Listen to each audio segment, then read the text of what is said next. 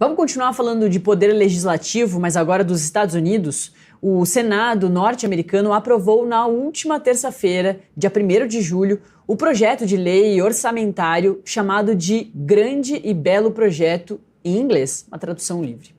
O documento prevê o aumento de investimentos para a deportação em massa e para as Forças Armadas, cortes de gastos com impostos no Programa de Saúde Social dos Estados Unidos e revoga incentivos à energia verde. O documento aprovado no Senado agora está na Câmara. Se for aprovado, vai para a sanção. E a produção já me atualiza que ele foi sim aprovado.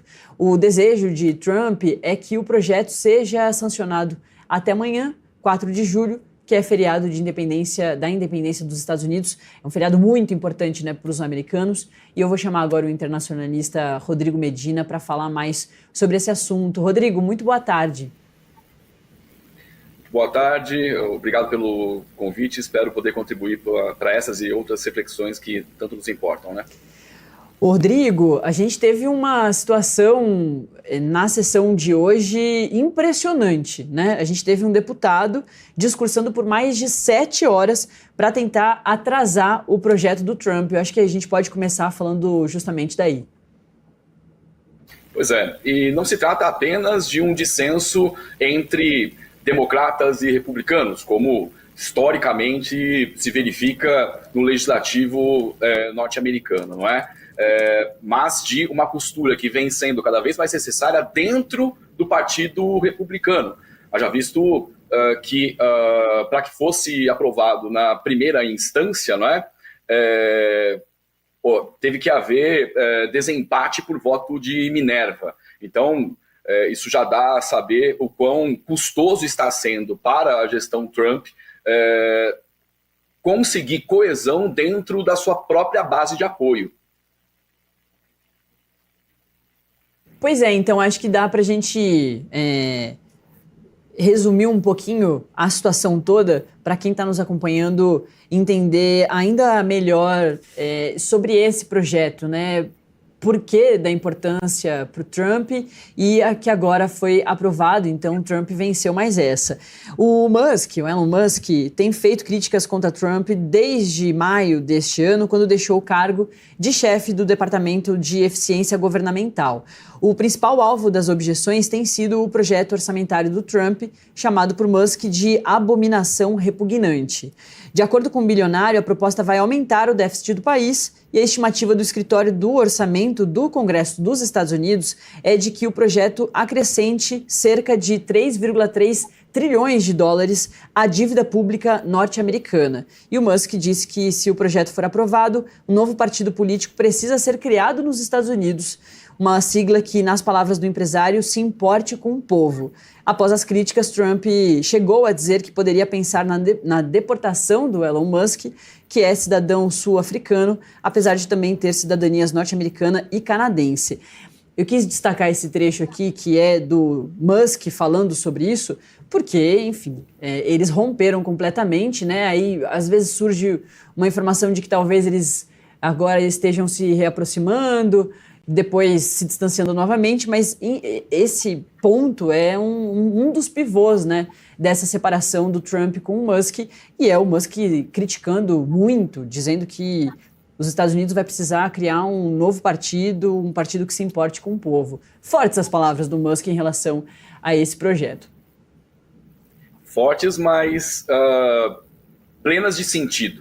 Não que eu esteja conferindo aqui validade às declarações desse personagem tão polêmico, né, do nosso espectro político, mas é preciso considerar a quais interesses a gestão Donald Trump quer atender, privilegiar com medidas de tamanho austericídio fiscal, né, e orçamentário.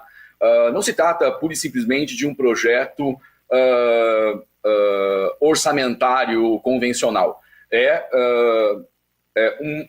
Um projeto para a economia que hoje, nos dias atuais, tem o maior déficit público da história, não é?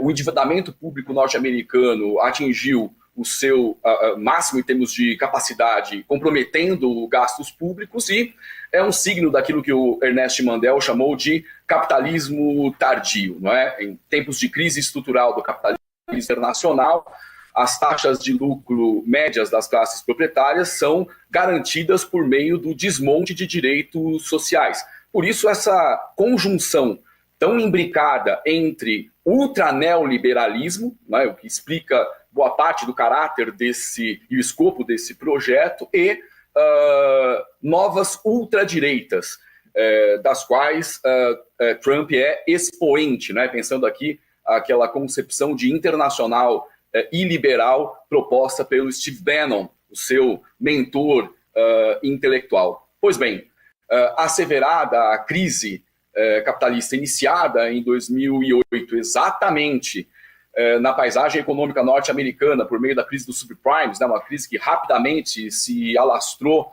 Se nós considerarmos que desde o início dos anos 70, o capitalismo internacional vem desenhando uma curva de declive histórico, com períodos de intersticiais de recuperação que não chegam a recompor as médias anteriores de taxas de lucro, não é? Essa descida histórica se acentua a partir exatamente da paisagem econômica norte-americana em 2008, e essa é a resposta política, ou seja, a ascensão da ultradireita no cenário internacional, respondendo à reconfiguração de classes sociais frente à dureza dessa crise internacional do capital. Bom, crises econômicas viabilizam cercos políticos.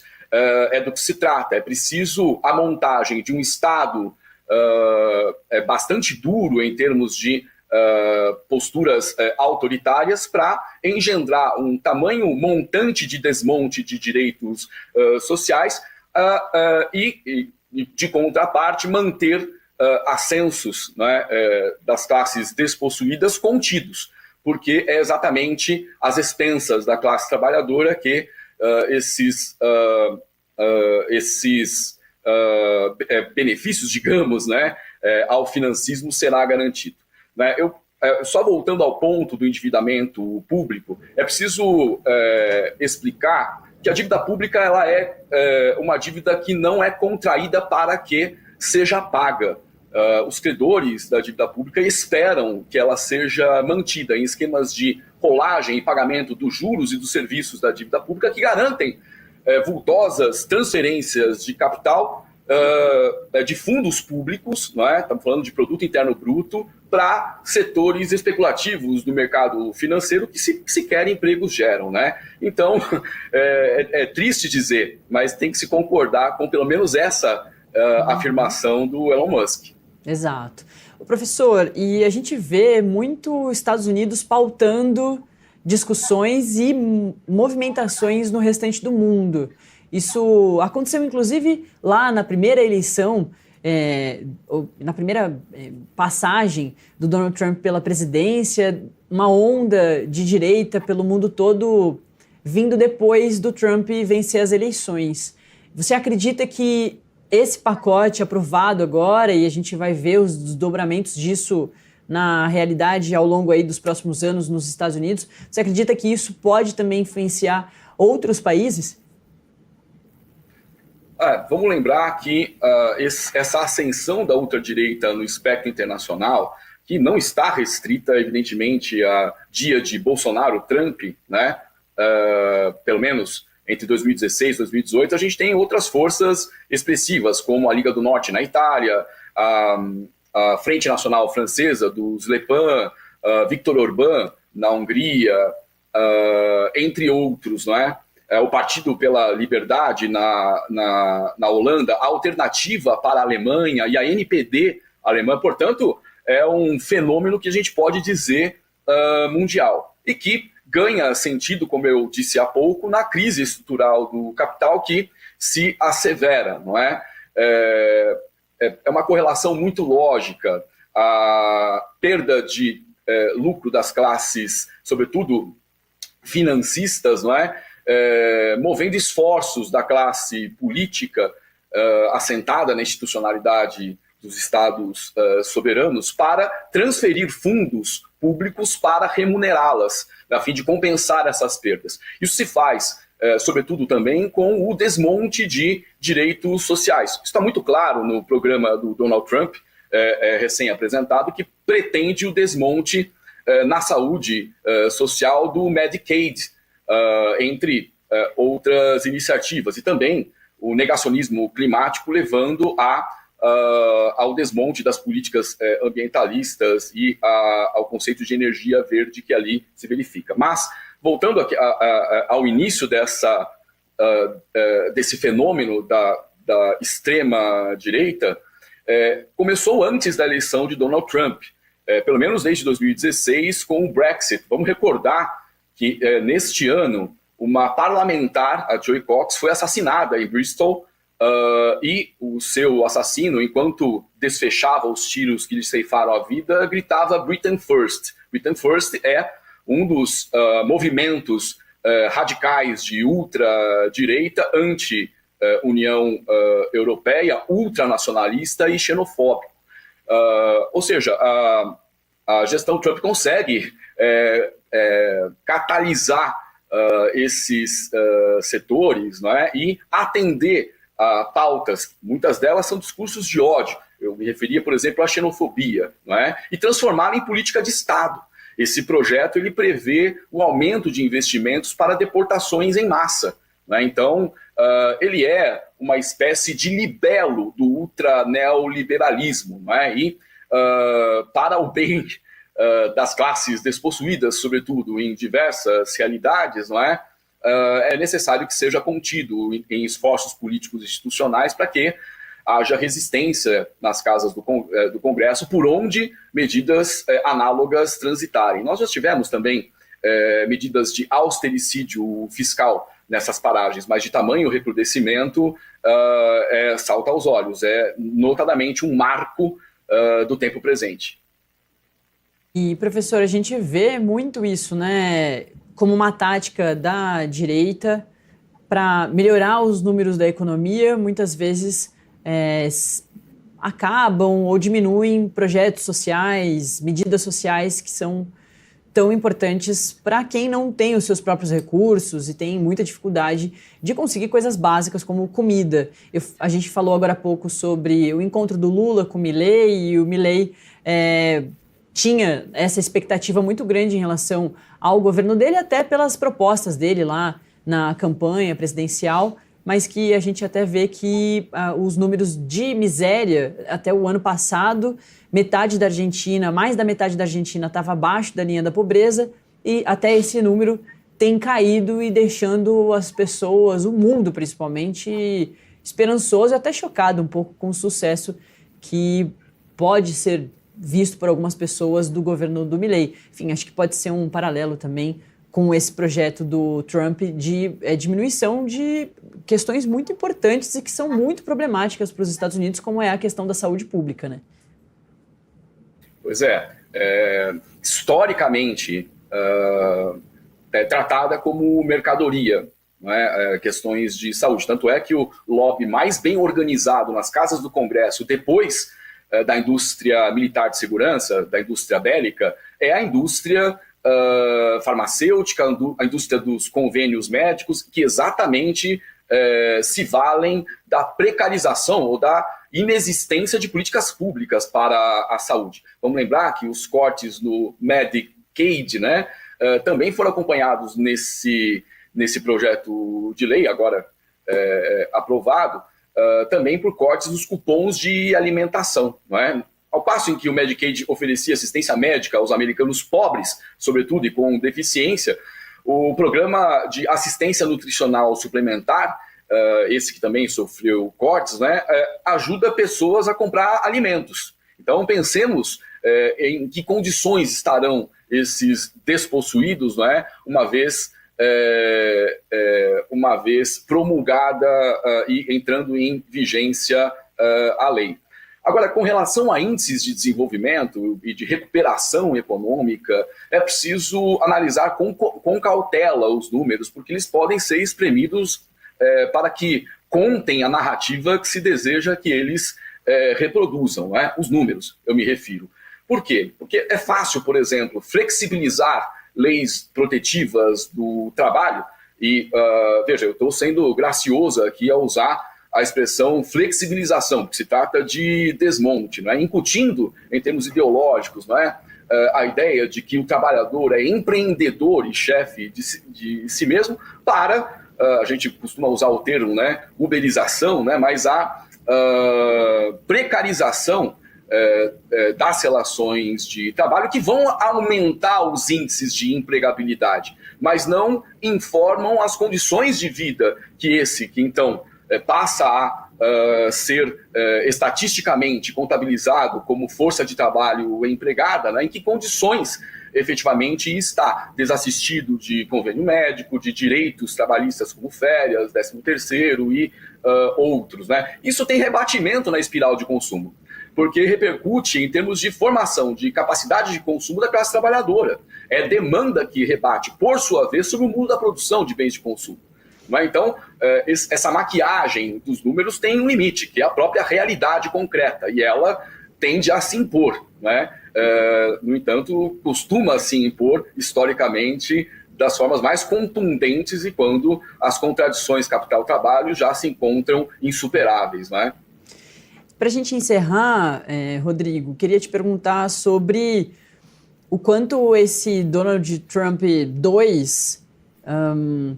a gente tem 7 meses aí de governo, né? Ele já atacou o país sem ser atacado, no caso da guerra de Israel e Irã. Agora conseguiu aprovar esse projeto que para ele era extremamente importante. É um Donald Trump muito mais forte, né? E com muito mais estrutura de governo mesmo para conseguir aí fazer todas as suas iniciativas. Muito mais arrojado, digamos, para sermos elegantes, né? Mas isso não informa total capacidade de coesão dentre as forças políticas que, inclusive, baseiam, não é, o seu projeto de poder. Haja vista a dificuldade para que durante semanas a fio, né, se chegasse a algum consenso sobre a redação do projeto e se conseguisse aprová-lo nas instâncias em que tramitou, né? Então, há que se levar isso em consideração. Mas, além de um protagonismo internacional bastante fora de uma linha histórica, digamos, porque no cômputo das escolhas racionais, não é? É muito difícil alocar as estratégias políticas de uma gestão Donald Trump nos quadros dos governos que o precederam, né, que tinham uma linha de ação política muito bem demarcada, não é? Menos personalista e menos suscetível, por exemplo, a opiniões postadas em redes sociais, não é? São elementos que, para o cálculo das escolhas políticas, complicam bastante a vida de nós acadêmicos, não é? Bom, mas há que se levar em consideração a guerra tarifária deflagrada pela gestão Trump contra o mundo, praticamente, né, em que pese ter recuado nas relações, nas negociações bilaterais em várias situações, não é? Trata-se de uma bandeira hostil, uma bandeira preta, digamos, né, hasteada na economia internacional como um todo, não é? Ao passo em que a guerra comercial contra a China entra numa nova escalada, sobretudo porque, recomposta a porção marítima da Rota da Seda, com os recentes acordos lavrados entre China, Maldivas e Sri Lanka, não é? O gigante chinês passa a ter controle sobre elementos, né, estruturas de circulação do capital e de mercadorias, numa posição concorrencial bastante relevante em relação à norte-americana, que tem que lidar com questões como a do déficit nesses termos. O projeto em tela, ele aumenta o teto da dívida pública, sobretudo porque os cálculos feitos aqui, o limite seria alcançado em agosto. O projeto ele aumentará a autoridade do governo norte-americano para tomada de empréstimos, não é? Um aumento que consiste aí em 5 trilhões de dólares, enquanto o próprio Tesouro norte-americano já afirmava o fim do poço sendo alcançado, como eu disse, no mês de agosto. A economia norte-americana entraria em default, não é? Isso desencadearia uma nova crise financeira para muito além das fronteiras norte-americanas. Então, em que pese a propaganda de aprová-lo no dia 4 de julho, né, um projeto lindo, ele mascara uma realidade dura para a economia norte-americana, não é? A inevitabilidade do default, que passa a ser adiado nesses termos. Agora, tem uma coisa muito interessante, sui generis, nesse projeto, entre muitas, né? As isenções fiscais, por exemplo, a redução de impostos sobre gorjetas ou horas extras, né? Entre outras medidas que têm caracteres aparentemente mais populares, vigoram apenas em que for presidente. Isso é muito curioso, né? Eu não me lembro de nenhum grande precedente anterior, né? O que coloca numa chave aí de retórica que, enfim, numa mão retira e na outra parece agraciar com benefícios e que só ele pode dar, né?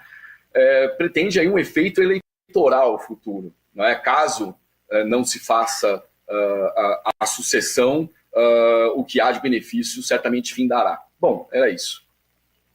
Professor Roberto Medina, nosso internacionalista, falando... Desculpa, gente. Rodrigo Medina. Roberto Medina lida com outras coisas. Rodrigo Medina, muito obrigada, viu? Foi ótimo conversar contigo. Tá bom, estou à disposição. Com certeza falaremos novamente.